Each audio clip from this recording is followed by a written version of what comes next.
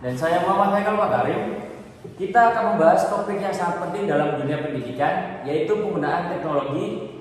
Penggunaan teknologi ini bisa membawa keuntungan, juga bisa membawa banyak tantangan pada masa sekarang ini. Betul sekali. Untuk itu kita akan mengupas semua tantangan-tantangan ini. Dan di sini kita sudah kedatangan 3 narasumber. Kenalkan, nama saya Abdul Abdul. Perkenalkan, nama saya Awalnya Indonesia. Perkenalkan, nama saya Muhammad Dedi Maulana. Oke, kita langsung masuk ke isu pertama yang paling fundamental, yaitu kesenjangan digital. Narasumber 1 sebagai pakar infrastruktur bisa jelaskan apa dampak kesenjangan ini di lapangan? Kesenjangan digital ini bukan sekedar soal punya atau tidak, adalah jurang yang kompleks, akses ke internet stabil, memiliki perangkat yang layak dan literasi digital. Dampaknya sesuai di daerah 3T atau dari keluarga ekonomi rendah, tertinggal jauh. Selama pandemi, mereka yang di kota besar mungkin memakai Zoom, tapi yang di desa terpencil itu hanya bisa menunggu kiriman buku modul cetak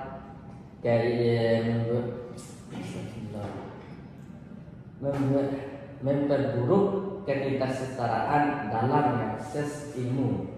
Ini berarti teknologi ini ada yang meratakan malah mulai berjurang. Tepat. Data, infrastruktur, dan perangkat harus didorong bersamaan. Kita harus pastikan setiap anak punya minimal akses ke sekolah digital.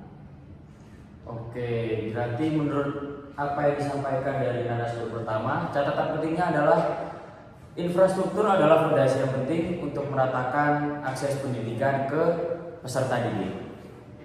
Oke, sekarang kita beralih ke isu yang kedua, yaitu privasi keamanan data siswa. Narasumber 2, silakan jelaskan data apa saja yang dikumpulkan platform pendidikan dan apa resiko terbesarnya. Platform ini mengumpulkan data identitas, perilaku belajar, lokasi, bahkan data biometrik. Resiko terbesarnya ada 2. Kebocoran data, di mana data pribadi jutaan siswa bisa jatuh ke tangan pihak tak bertanggung jawab, dan eksploitasi data untuk tujuan komersial atau profiling tanpa izin. Wah, mengerikan sekali. Berarti data teman saya bisa dijual sembarangan gitu ya? Mengerikan sekali kan? Sayangnya banyak aplikasi yang gratis tapi menjual data.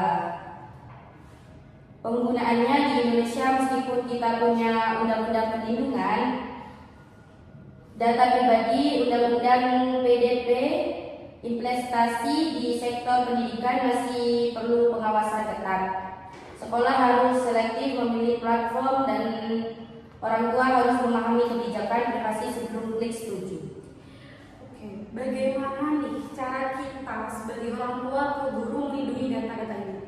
Pertama, minimalisir data yang diunggah. Kedua, ajarkan anak-anak untuk tidak membagikan informasi pribadi. Ketiga, dorong sekolah untuk menggunakan platform yang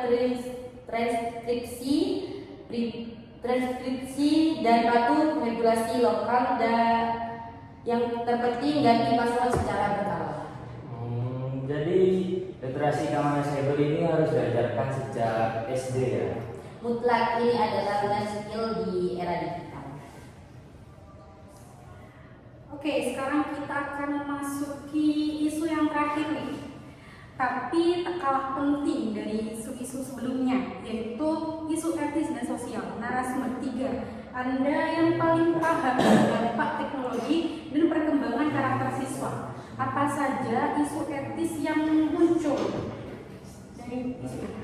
Baik, dalam hal ini ada 2 isu utama, yaitu yang pertama adalah bias algoritma. Ketika kita menggunakan AI untuk menilai esai atau mempersonalisasi materi, algoritma itu bisa menjadi bias terhadap latar belakang sosial budaya, serta bahasa tertentu. Ini membuat penilaian menjadi tidak adil. Dan masalah yang kedua adalah cyberbullying serta isolasi sosial. Platform digital adalah lahan subur untuk melakukan perundungan. Tentunya hal ini mampu menjadikan sesuatu depresi bahkan hingga melakukan bunuh diri. Jadi penggunaan teknologi itu mengurangi interaksi tatap muka yang seharusnya penting untuk perkembangan empati seseorang. Benar sekali. Kita semua tahu dalam interaksi sosial, kemampuan membaca bahasa tubuh dan empati interpersonal berkembang melalui interaksi tatap muka.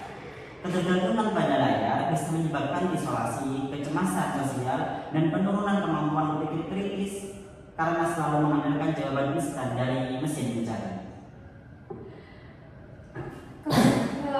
Bagaimana kita sebagai guru di tengah gempuran teknologi ini, perannya guru itu bagaimana?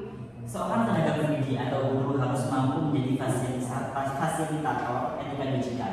Mereka harus mengintegrasikan teknologi, bukan hanya sekedar menantikannya. Ajarkan kepada siswa bagaimana cara untuk menggunakan AI dengan etis, bagaimana bersikap dalam media sosial, dan bagaimana untuk menganalisa cyberbullying serta penanganannya. Lembaga pendidikan harus mampu menjadi tempat untuk menumbuhkan kecerdasan emosional dan digital secara seimbang. Berarti maksud Anda kita harus menumbuhkan keseimbangan antara otak dan hati di antara para peserta didik. Benar sekali. Baik, kita sudah nih membahas 3 isu krusial. Sekarang mari kita rangkum solusi dari narasumber pertama, yaitu apa sih solusi utama untuk kesenjangan digital? Pemerintah harus memiliki akses internet gratis di sekolah, memberikan pinjam perangkat dan pelatihan digital untuk guru dan orang tua di daerah terpencil. Baik, kalau untuk narasumber 2, solusi untuk privasi dan keamanan data. Regulasi yang tegas dan transparan. Sekolah wajib memiliki platform yang mematuhi undang-undang PDP dan penting untuk melakukan audit keamanan secara berkala pada sistem digital sekolah. Terakhir nih, untuk narasumber 3, solusi untuk masalah etis dan sosial. Baik, dalam untuk solusi masalah ini yang bisa saya sarankan adalah kurikulum etika digital. Kurikulum ini harus mampu terintegrasi, bukan hanya sekedar sebagai pelajaran tambahan.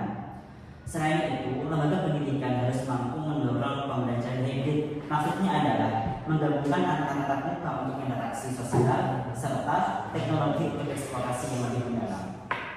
Baik, berarti apa yang saya simpulkan dari perkataan Anda adalah teknologi itu adalah alat, bukan guru. Berarti ia harus digunakan secara bijak, aman, dan beretika. Terima kasih kepada para narasumber yang sudah meluangkan waktunya untuk bisa hadir di podcast episode kali ini.